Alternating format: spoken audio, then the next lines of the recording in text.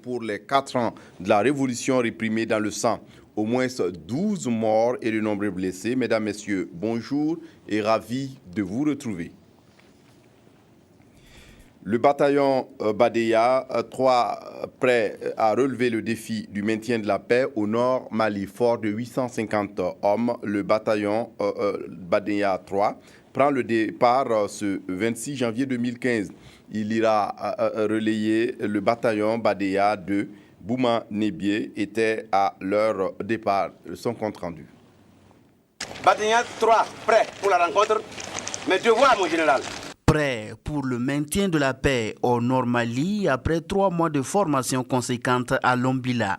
Composé de 850 soldats dont 14 femmes, le bataillon Badeya 3 qui bouge ce jour va remplacer Badeya 2 en fin de mission et comme il est de coutume, ces soldats de la paix ont reçu la veille des encouragements de la hiérarchie au camp Bangré à Cambouensin. Valeureux soldats de la paix, des fondements de votre mission, agissant sous chapitre 7 de la Charte des Nations Unies, au sein d'aménagement dans la zone de responsabilité qui sera la vôtre. Votre mission sera de contribuer à la protection des populations civiles, au maintien ou au rétablissement de l'ordre, à la sécurisation des opérations de soutien humanitaire, ainsi que du retour volontaire des réfugiés et des déplacés, afin d'aboutir à l'instauration d'une paix et d'une stabilité durable au Mali. Les consignes d'usage leur ont aussi été données par la hiérarchie. Dès que vous foulerez le sol malien, rappelez-vous ceci et gardez-le en souvenir des recommandations ultimes du commandement. Premièrement, de vos comportements et attitudes sur le théâtre d'opération. Vos comportements et attitudes devront être 1. Respecter les mœurs du pays hôte, un pays frère et ami, attaché à ses valeurs historiques. 2. Tenir compte des cultures des autres frères d'armes que vous côtoyerez tous les jours. 3. Se conformer strictement aux règles d'engagement en vigueur au sein de la force. 4. Maîtriser les règles de comportement édictées par le commandant de votre bataillon. Consigne bien reçue par le bataillon qui promet exécuter la mission à lui confier avec honneur et dévouement. Notre grande tâche consiste à travailler en tant que premier responsable de ce bataillon, à faire en sorte que le travail soit apprécié au niveau de la MINUSMA, c'est-à-dire la communauté internationale, le Mali, qui est le pays hôte, mais aussi et surtout travailler à ramener l'ensemble des hommes que j'aurais amenés sur le théâtre. 12 mois, c'est la durée de cette mission. Le bataillon Badeya 3 sera déployé sur 3 sites au nord du Mali, à savoir Tombouctou, Ber et Goundam. Je vous le disais, à combien évalue-t-on le nombre des agents de la fonction publique burkinabé et quel est leur profil? Un annuaire statistique est en cours de validation pour répondre exactement à la question. Le ministère de la fonction publique, qui est à l'origine de l'étude, compte sur les résultats pour maîtriser les effectifs et rendre efficace la contribution des fonctionnaires. Yolande Lompo.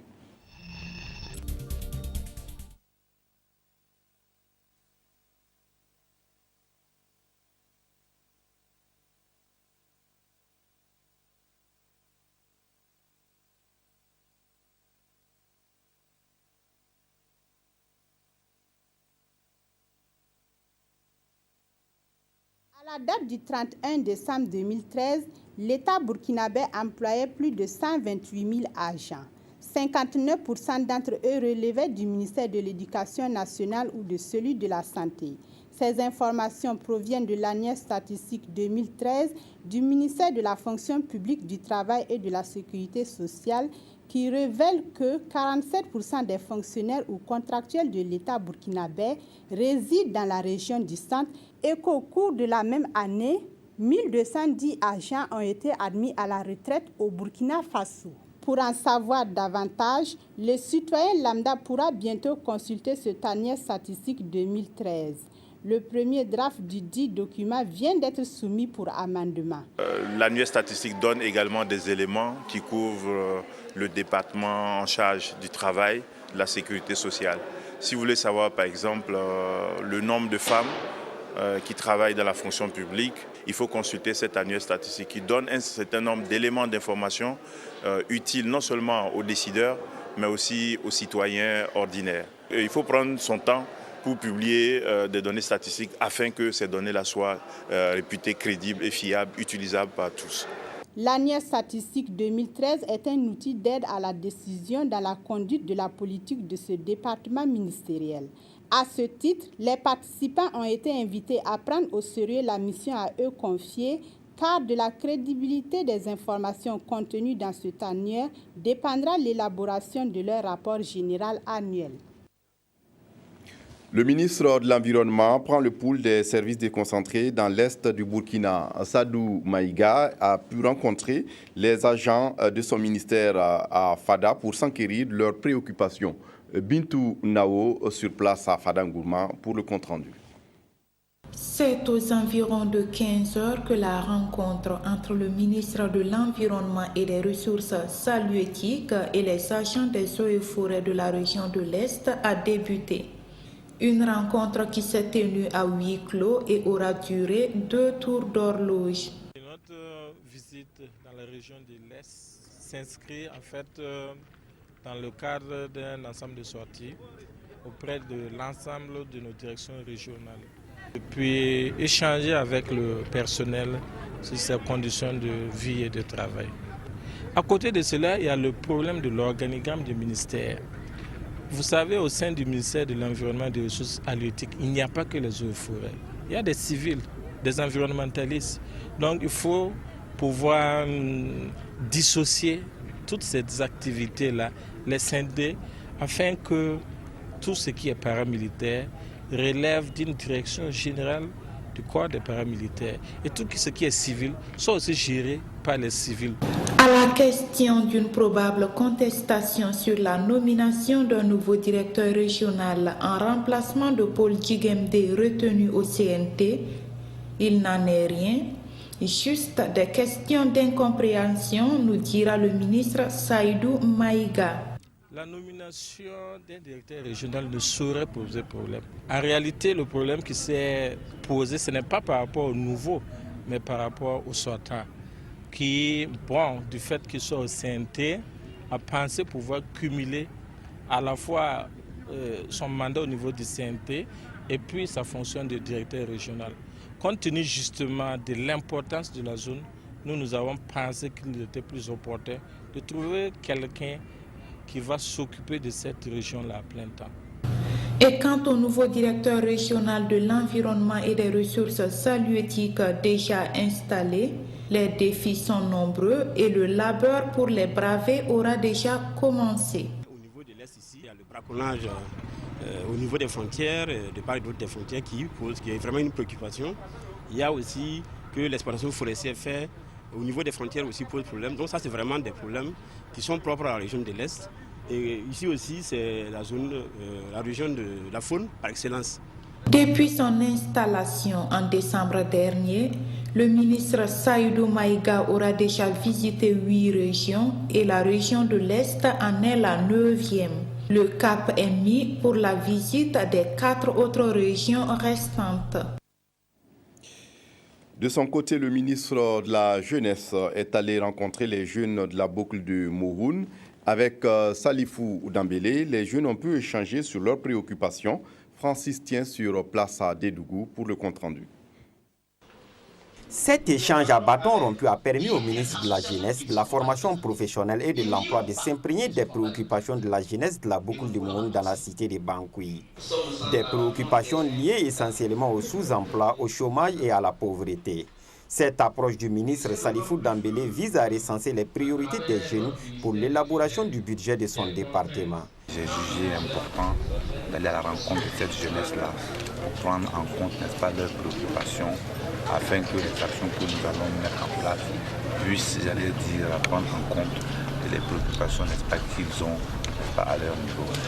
En échangeant avec les jeunes, le premier responsable du ministère de la Jeunesse a voulu trouver des solutions à certaines de ces difficultés. Dans les 3 mois qui viennent, il est intéressant qu'un certain nombre d'actions, notamment tout ce qui concerne, n'est-ce pas, la formation, n'est-ce pas, un certain nombre de métiers puisse être intensifié et qui doit aboutir à la remise des kits d'installation aux acteurs en question et également leur mettre à leur disposition un fonds de roulement. Tour à tour, autorités de la Boucle du Monde et représentants des jeunes ont salué l'approche participative et les efforts du ministère de la Jeunesse en faveur des jeunes. Le ministre a fait le tour de toutes les préoccupations et il a répondu à toutes les questions. En tout cas, il a donné de quoi espérer. Au sortir vraiment de cette rencontre, on s'est réjoui. Le ministre de la Jeunesse poursuivra sa tournée dans les autres régions du Burkina Faso durant les jours à venir. Un visage très connu des téléspectateurs de la RTB prend les rênes de la direction commerciale et marketing de la chaîne. Mariam Vanessa Touré, puisque c'est d'elle qu'il s'agit, est désormais la nouvelle directrice commerciale et marketing de la RTB. Elle place son mandat sous le signe de la promotion des prestations de la RTB et des agents. Draman Guéné. Mariam Vanessa Touré, l'une des présentatrices vedettes du journal télévisé de la RTB, est de retour dans la maison.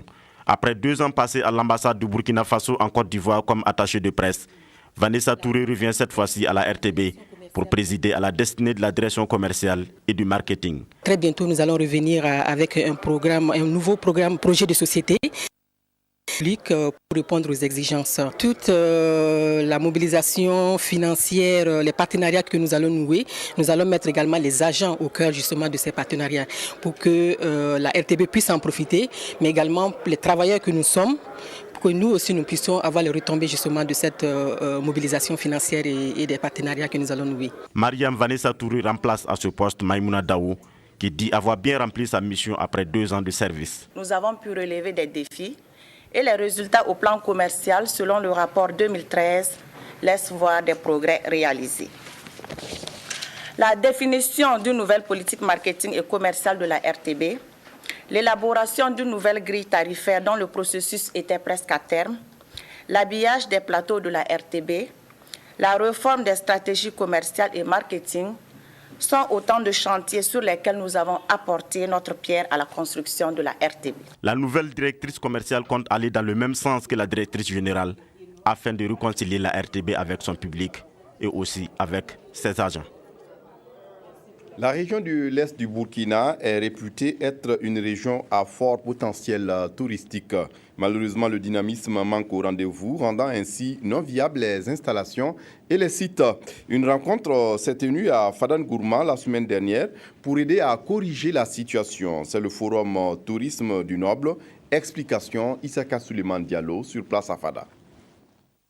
Considéré comme la zone du tourisme synergétique, le safari vision et le safari photo, le tourisme de la région de l'Est rencontre des difficultés qui entravent son plein essor et sa contribution dans l'économie locale et nationale. Conscients de cela, les acteurs de la chaîne se sont retrouvés à Fadangourma à l'occasion du forum Tourisme, Développement et Conservation en périphérie des parcs W, Arli et Penjari Wap, organisé par le projet Gourma Tour. Pendant 48 heures, ils vont dégager des pistes de solutions pour la promotion du tourisme local dans le développement économique tout en respectant l'environnement. Nous souhaitons que ce forum permette aux acteurs tout d'abord d'avoir un espace d'échange et de discussion entre eux pour resserrer les liens qui les relient au sein de la chaîne des acteurs du tourisme de la région. Et nous souhaitons que puissent jaillir de ces échanges un certain nombre de pistes d'action concrètes allant dans la direction d'une meilleure structuration des compétences. Ce forum permettra à tous les acteurs de la chaîne du tourisme de la région de l'Est de s'organiser afin de pouvoir bénéficier des retombées et booster le développement du secteur. C'est une occasion pour les acteurs de s'organiser, de pouvoir faire en sorte qu'on leur permette d'avoir des renforcements de capacités et qu'il y ait cette chaîne d'acteurs-là pour que le tourisme marche et qu'il soit un vecteur de développement. Et en plus de cela, que l'on prenne en compte le volet protection de cet environnement-là. Ça va apporter beaucoup de choses à partir du travail diagnostique réalisé. Voilà, on a le répertoire de tous les sites et de toutes les potentialités de la région. Mais nous avons un travail diagnostique aussi qui est fait sur la conscience même des acteurs, de leur rôle à jouer afin de vraiment faire une économie durable. Le projet Gourmatour est mis en œuvre par Rongiat, une ONG française de solidarité internationale depuis 2013, en partenariat avec Inades Formation et soutenu par l'Union européenne dans le cadre du programme d'appui au Parc de l'Entente conduit par l'UEMOA. En sport, le rêve du Burkina Faso s'est brisé hier à la CAN 2015. Les étalons ne pourront plus poursuivre leur chevauchée vers les quarts de finale et demi-finales. Ils ont été battus par les Diables du Congo. On suit le résumé du match avec Khalifa Ouattara. On but le Cali jusqu'à la ligne. L'histoire retiendra que les vice-champions d'Afrique ont inscrit un seul but à la CAN 2015. Un but d'air anecdotique, puisqu'il n'a pas pu empêcher la défaite des poulains de Paul Put pour le dernier match d'une équipe en quête d'un sursaut d'orgueil. Hélas, l'orgueil avait quitté la maison étalon.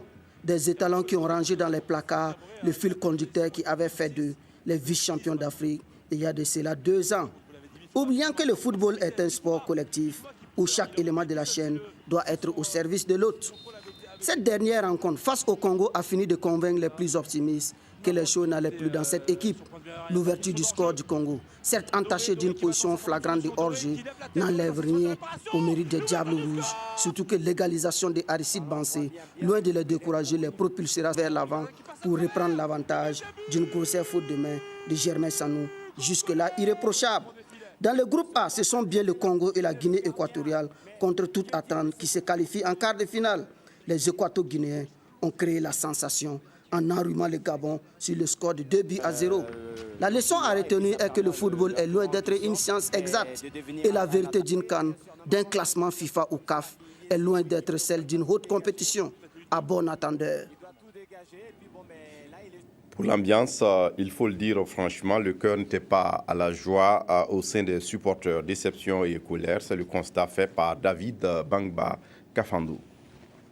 Chevauchée fantastique attendu a accouché d'un échec brisant. Les étalons sont éliminés de la 30e édition de la Coupe d'Afrique des Nations. Triste fin de CAN pour les poulains de Pot-Put. Retour sur l'ambiance côté supporter avant le match de la dernière chance. Bon, puisque vu le match passé, je pense que ça peut aller cette fois-ci. Football, et tout peut arriver. C'est vrai que ce n'est pas une science exacte, mais bon, on espère que ce soir, et les gens vont nous faire démentir. Parce que présentement, ils nous ont laissé sous nos fins. Donc on attend mieux de leur part. Les supporters ont répondu présents au dernier assaut pour les quarts de finale. La fidélité dans les rangs du 12e homme est au beau fixe. Ils sont toujours présents, comme à chaque rendez-vous des étalons.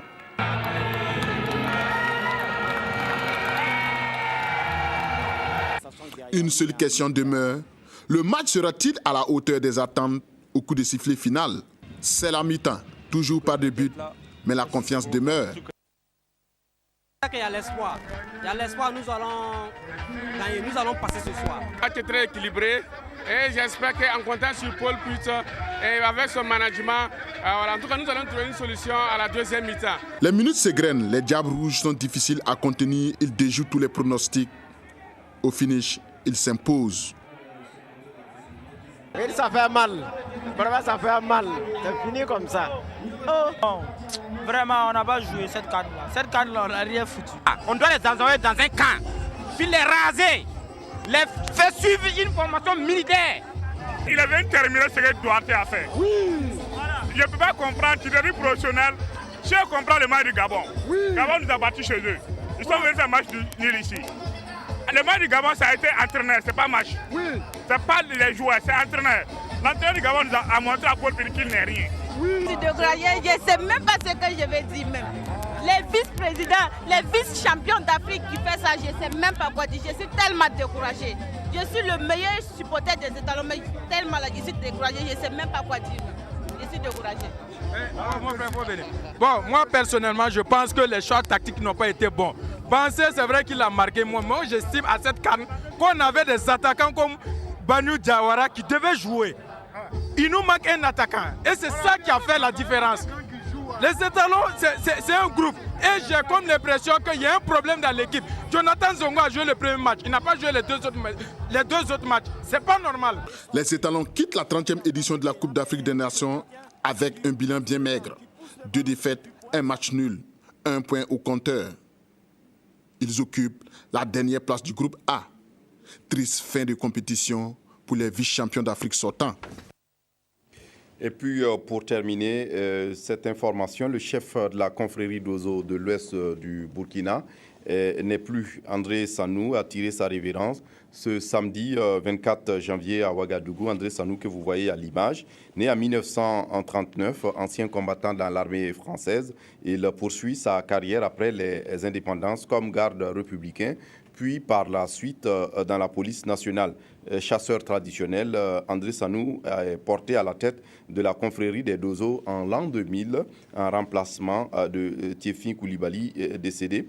Et au cours des 15 années passées à la tête de la confrérie organisée en Confédération des Dozo de l'Ouest du Burkina, avec plus de 17 000 membres, André Sanou aura contribué à l'œuvre de conservation de la nature et de protection de la faune par les Dozo en bonne intelligence avec les forestiers. Et sous l'égide de André Sanou, la confrérie s'est ouverte à l'international en participant notamment à des rencontres sous-régionales de Dozo au Mali, en Côte d'Ivoire, en Guinée et en Gambie. André Sanou n'était pas seulement le chef de cette confrérie, réputé comme ayant en partage la passion de la chasse et des valeurs de bravoure et d'intégrité. L'homme était aussi radiothérapeute et considéré comme un grand connaisseur de la nature. La levée de corps est intervenue ce matin pour le transfèrement de la dépouille mortelle à Bobo Dioulasso. L'enterrement est prévu ce mardi à Bobo. Nous reviendrons plus en détail sur cette information au cours de nos prochaines éditions. Voilà, c'est sur ces pages tristes que se referme ce journal. Merci de l'avoir suivi. Très bonne suite du programme sur la RTB. Au revoir.